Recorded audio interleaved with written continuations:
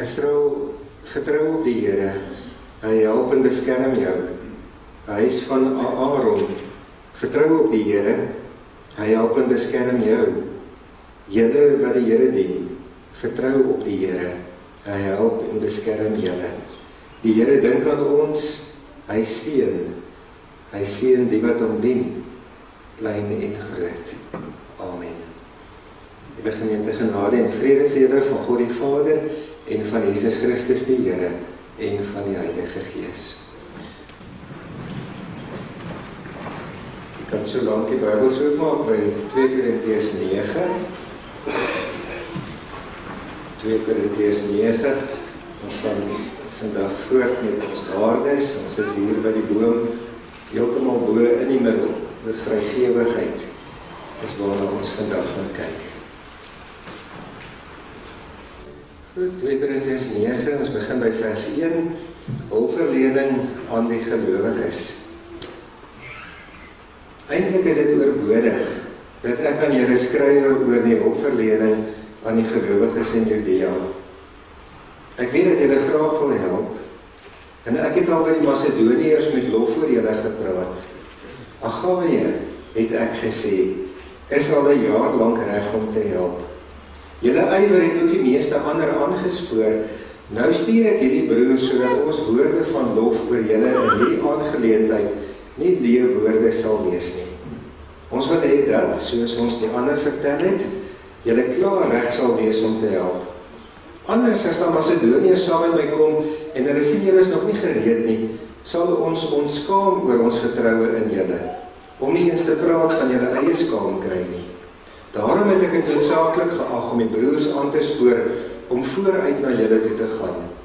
Hulle moet die dankoffer wat julle vroeër beloof het, vooraf in orde bring.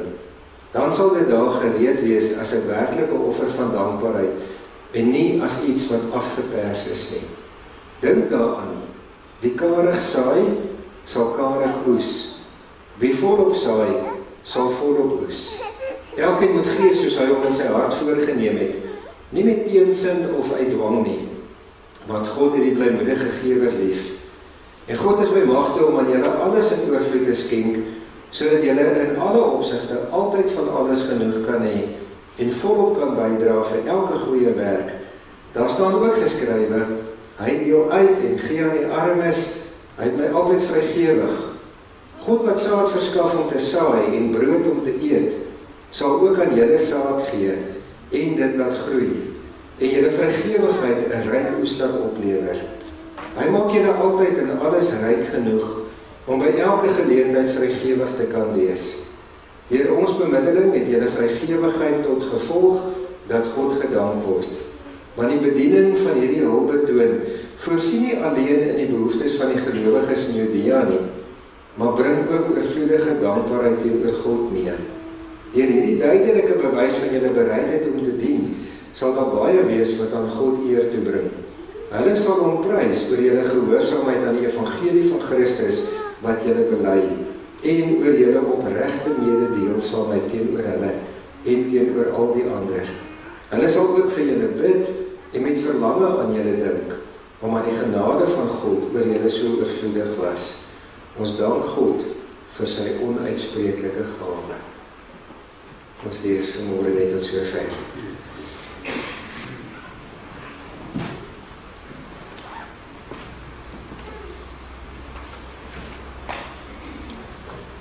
Ons reis sover hierdie kwartaal wat die waardes aan betref. Ons het begin by net een God, dat ons geen afgode in ons lewe mag hê nie. Daai stukkie mos nie sê geel, ons met 'n nuwe hart en 'n nuwe gees by die Here kry, 'n nuwe ingesteldheid. Ons het gekyk na respek vir mekaar, ons liefde vir God maak ook dat ons vir mekaar lief is en dat ons respek het vir mekaar. Maar ook nederigheid. Want ons weet ook mos dat alles wat ons is en alles wat ons het die Here vir ons gegee, daar's niks om op onsself te doen nie, daarom die nederigheid. Ons het gekyk na eerlikheid, ons het gekyk na 'n skoon, 'n morele lewe, dit het ons verlede week gedoen, en dan nou vandag kyk ons dan na vrygewigheid. Nou, dit is iets wat die mense nou nie baie keer eintlik hoor nie, dat daar oor vrygewigheid gepreek word nie. En tog as 'n mens nou gaan kyk, dan is dit een van die 10 kernwaardes wat in die Bybel voorgehou word vir kinders van die Here. As 'n mens na die Bybel ook gaan kyk, die ouens wat nou daai navorsing gedoen het, sê, daar's in die Bybel hier by die 2350 keer wat daar verwys word na mense se houding teenoor geld en teenoor besittings.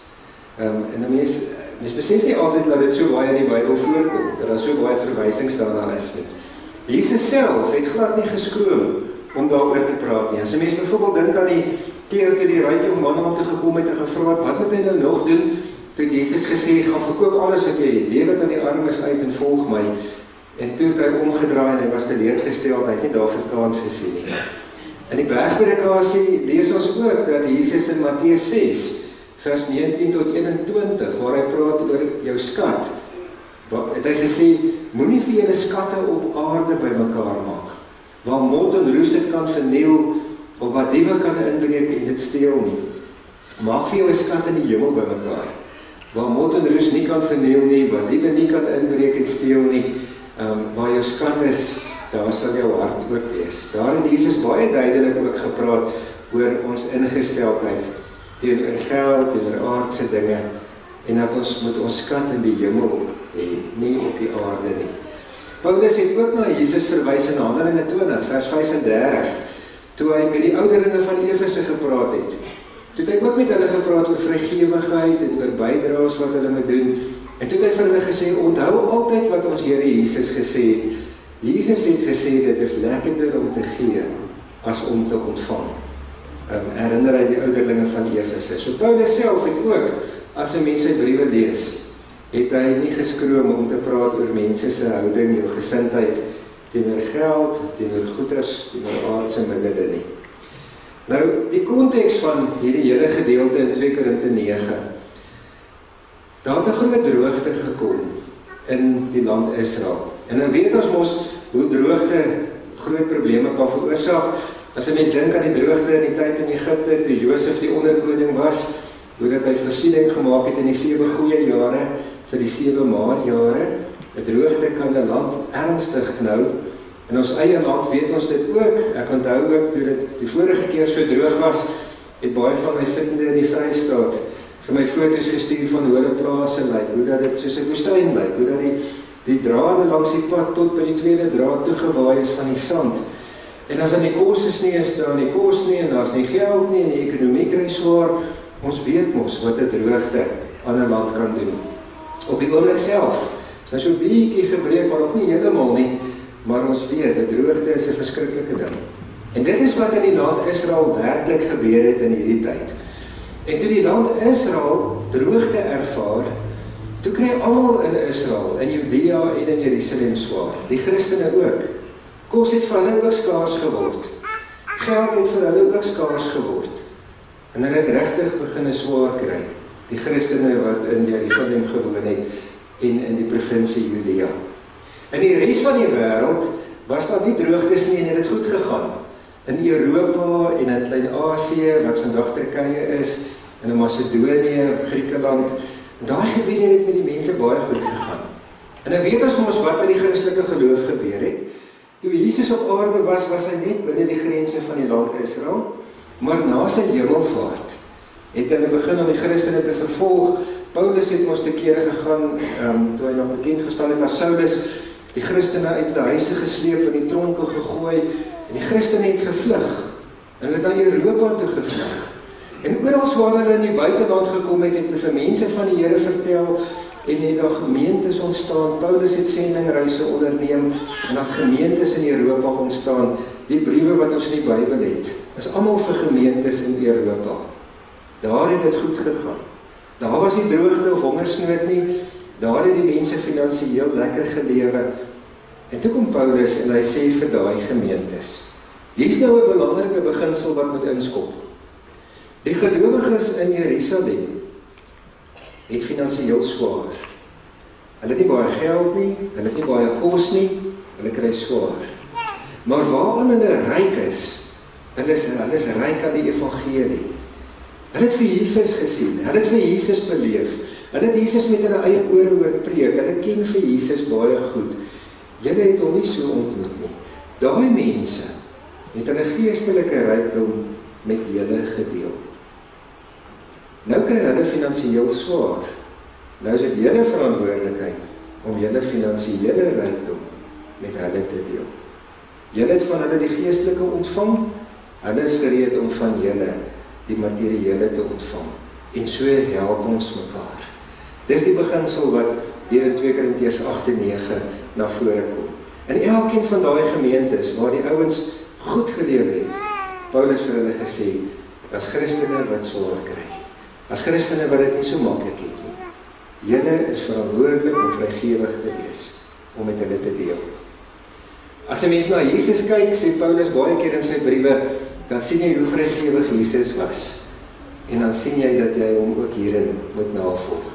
Trouwens in 2 Korintiërs 8 vers 9 sê hy, dat Jesus wat ryk was, terwille van ons arm geword het, sodat ons wat arm is, kan ryk word. Jesus wat die hemel verlaat het, mens geword het, ons van ons sonde verlos het, dat ons die ewige lewe, erfgename van God kan word. Vrygewigheid, een van die belangrike waardes van die Christelike geloof. Nou, ek wil vanmôre 3 belangrike waarhede oor vrygewigheid uit hierdie hoofstuk met u deel. Die eerste ene kom uit vers 1 tot 5. En die waarheid is, Paulus sê in daai paar verse, jou vrygewigheid moedig ander aan om ook vrygewig te wees. Hy skryf ons daar, hy sê vir hulle, as ek by 'n ander gemeente kom, dan vertel ek hulle van julle. Dan sê ek vir hulle, julle is bereid om te help. En dan word hulle ook bereid. Dan kom ek by nog 'n gemeente en dan vertel ek vir hulle, daai Korintiërs, hulle hande is besies is oop, hulle is bereid om te help. En dan word hulle ook bereid om te help.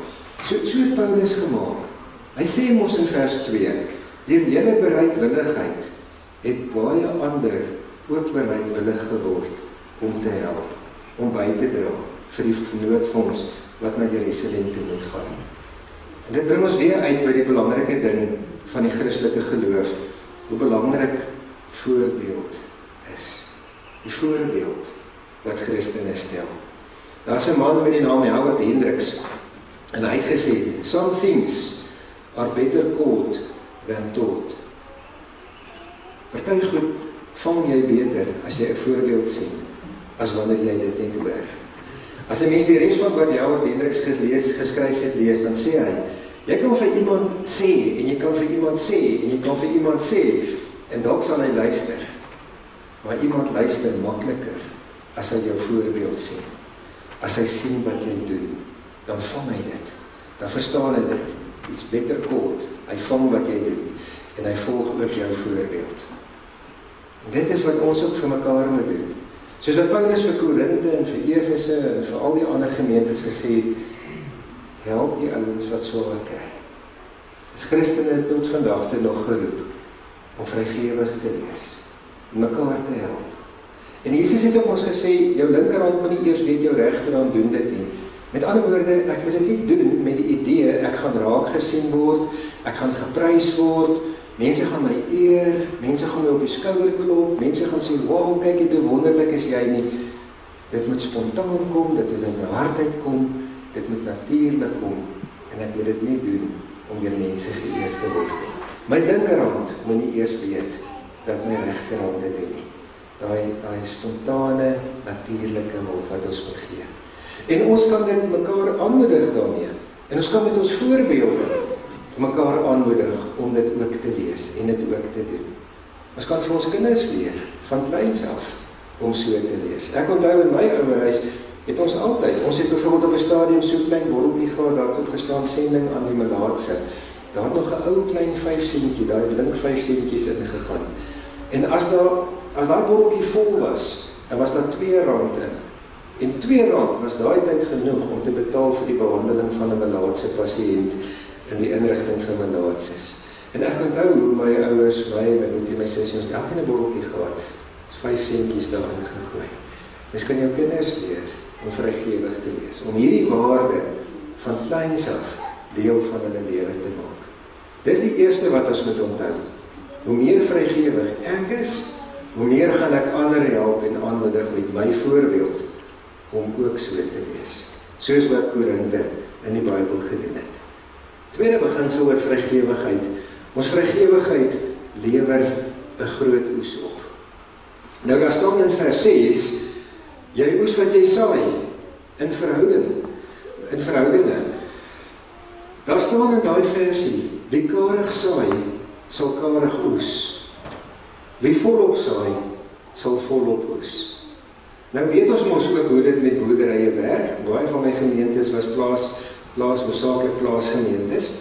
As 'n boer nou so medies plant en hy besluit, ek gaan hierdie jaar nie baie saad in die grond sit nie, dan gaan hy ook nie 'n baie groot oes hê nie. Want soveel saad as wat hy in die grond sit, so groot gaan sy oes wees. As hy meer saad saai, en hy saai nie karig nie, maar hy saai volop, dan kan hy ook volop oes. Wat jy saai, is wat jy gaan oes, is wat jy gaan maai, is wat na jou toe gaan terugkom. Dit geld in die gewone lewe, dit geld ook in God se koninkryk. Die Here sê ook vir ons, dat as ons in sy koninkryk vrygewig is, en ons is saaiers in sy koninkryk, dan gaan ons volop oes. En ons gaan nie noodwendig dieselfde terugkry wat ons gee nie. Ek gee dalk vir iemand geld.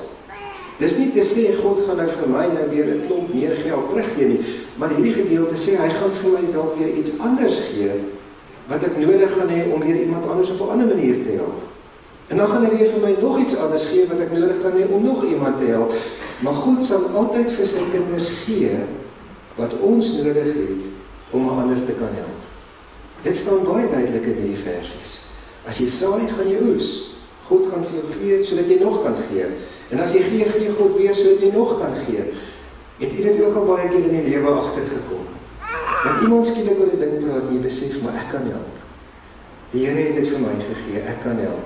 Of iemand praat oor die ding en jy besef, net gister of net eergister het ek hieraan gedink. Die Here voorsien, sodat ons kan voorsien. Sodat ons verander iets kan beteken. Ons gaan oes wat ons saai. 'n tweede ding in vers 7, dis belangrik om in die regte gesindheid te saai. En hier verskil God se koninkryk van aardse boerderye. As 'n aardse boer op sy trekker ry en hy plant mielies, gaan sy gesindheid wanneer hy op die trekker sit nie bepaal of daai saad gaan ontkiem en gaan groei nie. Daar's ander prosesse wat die saad in die grond laat ontkiem en laat groei. Die gesindheid waarmee hy daai trekker bestuur, gaan nie regtig bepaal of sy saad gaan groei. Sy saad moet net in die grond kom. Ek het al in die Vrystaat saam met 'n boer op 'n trekker gery, en dan is hy deur baie ander dinge ongelukkig oor, maar dit gaan nie maak dat sy saad nie opkom nie. By 'n aardse boer maak gesindheid nie so baie saak nie. Maar in God se koninkryk maak dit ander saak. In God se koninkryk is gesindheid die bepalende. Dink maar daaraan toe Jesus saam met sy disippels by die tempel gesit het, en dan kyk hulle hoe die mense hulle offergawes in die kus gooi, en dan kom mense en hulle groot bedrag geld in. En dan kom 'n weduweetjie en sy gooi 2 muntstukkies in, en Jesus sê, sy het meer gegee as al die ander. Die disippels kan nie verstaan nie, want hulle het 2 ou klein muntstukkies gesien, die ander het sulke bedrae ingegooi, sy 2 ou muntstukkies. Die sê Jesus mos, maar sy het alles wat sy gehad het om van te lewe ingegooi.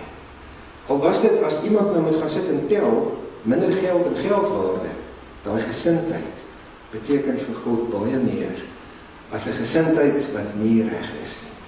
Gesindheid is in God se koninkryk skrikkelik belangrik.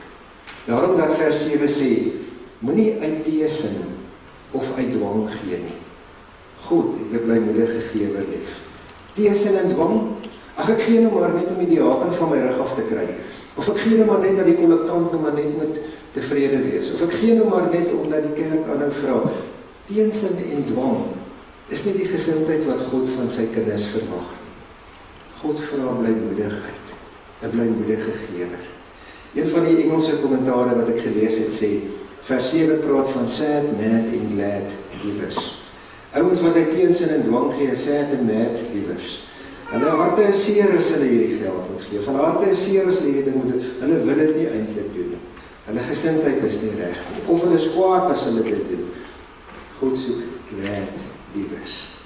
Daai Griekse woord wat hier vertaal word met blymoedigheid. Die Grieks-Engelse woordeboek sê dat die Engelse ekwivalent van daai blymoedigheid is hilarious. Maar ek het gedink hoe om hilarious nou te vertaal in Afrikaans, maar ek kon nou nie regtig. Ek het tog 'n idee wat hilarious beteken. Dis hilarious, jy gee met 'n blymoedigheid, gee jy vir die Here. Gesindheid is alles in God se koninkryk. Skryf ek in vers 8 tot 11, ons oes al terwyl ons saai. En dis ook waar God se koninkryk verskil van 'n aardse boer. As 'n aardse boer mielies in die grond sit, pitte in die grond sit, dan moet hy 'n seisoen wag voordat hy kan oes. As hy koring in die grond sit, dan moet hy wag vir die einde van die jaar voordat hy kan oes. Wat ook al hy plant, hy moet wag dat daar 'n tyd verbygaan voor hy kan oes. In God se koninkryk werk dit nie so nie. In God se koninkryk oes jy terwyl jy saai. Terwyl jy hier saai, gee God alweer vir jou daar. Daar's 'n hele tyd 'n wisselwerking. God bly gee soos jy gee. Jy oes terwyl jy saai. Wat vir my so wonderlik is hiervan, as ons dink aan hierdie beginsel van ons vrygewigheid lewer 'n groot oes op. God sou in almal se behoeftes kon voorsien sonder om 'n mens te gebruik. Want God het hier net te praat alles gemaak. God het net gesê laat daar lig wees en daar was lig. God het net gesê laat daar 'n son en 'n maan en sterre wees en hulle was daar. God kan sonder om 'n mens te gebruik in elke mens op aarde se behoefte voorsien. En tog kies God om my en jou as die kanale te gebruik.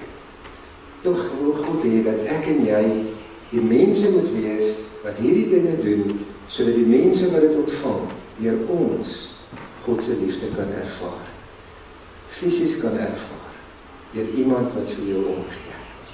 Dis die tweede beginsel, dit lewer 'n groot oes op. En dan die derde beginsel, ons vrygewigheid verheerlik vir God. Daar's 'n hele paar maniere waarop Paulus in die laaste paar verse, vers 12 tot 13 sê, hoe dat dit vir God verheerlik. Die eerste is, hy sê, dit is 'n bediening van hulp betoon. Nou, 'n mens dink nie altyd so daaraan nie, maar vrygewigheid of om te help, op watter manier ook al, daai prentjie sou mens nogal kon dink aan 'n sokkelbuis. Dan dink 'n mens partykeer, dit is nou maar gewone dinge wat 'n mens doen. Maar die Griekse woord wat Paulus gebruik is, hy sê dis 'n bediening van hulp betoon. En dan gebruik hy die Griekse woord wat daai tyd gebruik is vir die diens wat priesters in die tempel gedoen het. En as 'n mens nou vir enige Israeliet sou vra, maar wat is die hoogste wat jy kan doen? Dan sou hulle gesê om die tempel vir God te werk. Dis die hoogste diens wat jy aan God kan lewer. Paulus kom en hy sê, om vir iemand te help, vrygewig te wees, by te staan, is gelyk daaraan. Is gelyk aan jou diens aan God in die tempel. 'n tweede wat hy sê is, daar kom dankbaarheid teenoor God. 'n derde ding wat hy sê is, die mense wat gehelp word, sal God prys en eer. So is so mooi dat hy in hierdie gedeelte nie sê, hulle gaan julle prys en eer nie. Hy sê, hulle gaan God prys en eer, omdat julle dit doen, omdat julle aan God gehoorsaam is. En 'n vierde ding, hulle sal vir julle bid, en hulle sal na julle verlang. Met ander woorde, dit skep ook verhoudinge. Dit skep mooi verhoudinge. Dit bring mense by mekaar uit. Ek het dit self beleef in die ring van Barberton. Was daar op 'n stadium 'n gemeente gewees wat om verskeie redes skielik finansiëel baie swaar gekry het. Baie swaar. En hulle het 'n noodkreet uitgestuur na die ring toe en gevra of daar nie van die ringsgemeentes is wat elkeen R50.000 vir hulle wil leen. Net om hulle te help dat hulle net kan deurkom en hulle hoop hulle sal dit eendag weer kan teruggee. En Manalaar was een van die gemeentes, daar was nog 3 ander, 4 gemeentes, het elkeen R50.000 gegee, maar met die boodskap, dis nie 'n lening nie, dis 'n skenking. Ons wil dit nie eendag by julle teruggee nie. Ons gee dit vir julle. En daar het seker mooi bande tussen daai gemeentes gekom. Daai gemeente wat dit ontvang het gesê, miskien help die Here ons dat ons julle weer eendag kan help. Dit skep verhoudinge. Dit eer God, dankbaarheid teenoor God. En is deel van die hoogste diens wat ons aan mekaar en aan die Here kan bewys. Ons moet vanmôre vir onsself vra, en soos ek gesê, dis nou 'n tema waar ons nou nie so baie praat nie. Hoe vrygewig is ons? Met ons tyd, met ons geld, met ons middele, met ons gawes, hoe bereid is ons om te help, om mekaar raak te sien, om mekaar te help. En die bedoeling is dat ons so moet maak, soos wat Korinthe gedoen het. En soos wat Jerusalem met die ander gedoen het, en die ander met Jerusalem gedoen het, is ons veronderstel om te lees. Ek lees 'n stukkie van die tyd toe videomasiene uitgedink is, en videokassette gemaak is. Nou die stukkie wat ek gelees het sê, jy sal onthou, daar was ons beta-masiene en VHS. Die beta was ons kleiner video's, en die VHS was groter video's. Nou sê hulle in die stukkie, die maatskappy wat die beta-masjiene ontwikkel het, wou glad nie hulle tegnologie met ander maatskappye deel nie. Hulle wat alles vir hulle self hou. Die maatskappy wat die VHS uitgevind het besluit hulle gaan hierdie tegnologie deel met ander maatskappye. Wat op die ou einde gebeur het is, VHS het die mark oorgeneem. En almal wat VHS gemaak het, het daarby baat gevind. Ook die ouens wat dit eerste uitgevind het en vrygewig was, bereid was om te deel.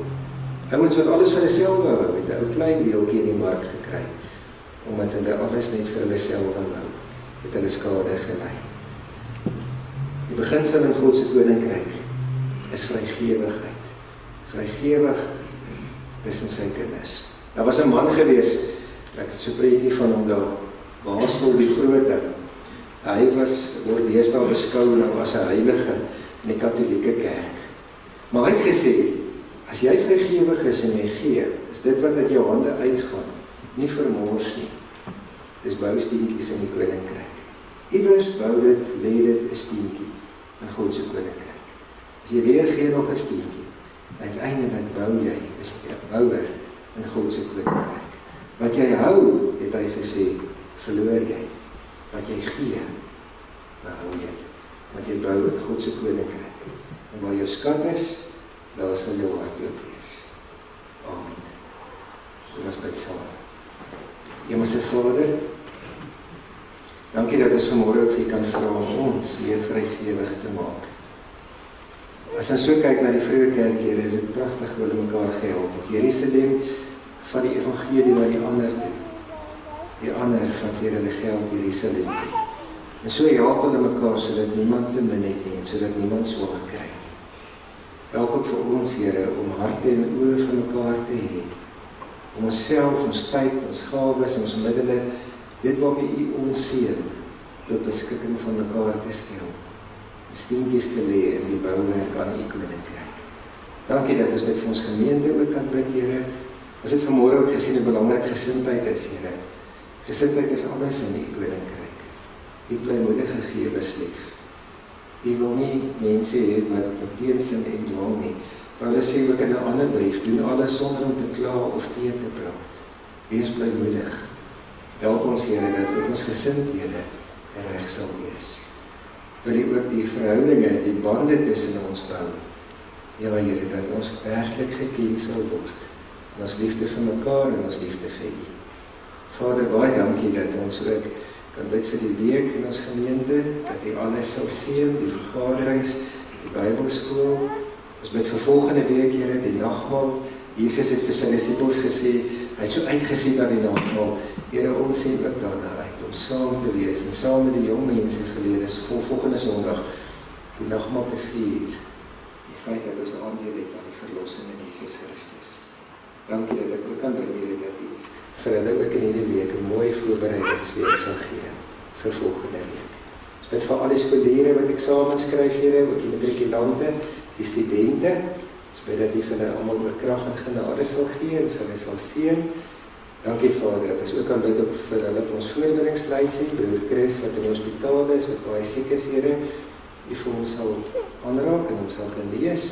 Vir Koenie, dat U ons sal volkome herstel na sy operasie. Dankie, Hemelse Vader, dat U ook gegee dat sy operasie goed afgeloop het. Ons bid vir al die ander mense op ons lysie, vir almal, Here, in ons gemeente. Ons almal het U nodig, niemand van ons kan sonder U nie. Maar Here, party mense se omstandighede is so dat hulle afhanklik is van U, baie afhanklik is van U, meer as normaalweg. Ons bid dat U vir elkeen sal voorsien. Dankie dat ons elkeen ons afhanklikheid van U kan bely. Here, en ons wil ook ons liefde vir U bely. En vir U sê, Here, dat ons vir U met ons hele hart liefhet. Ons bid dit in Jesus se naam. Amen.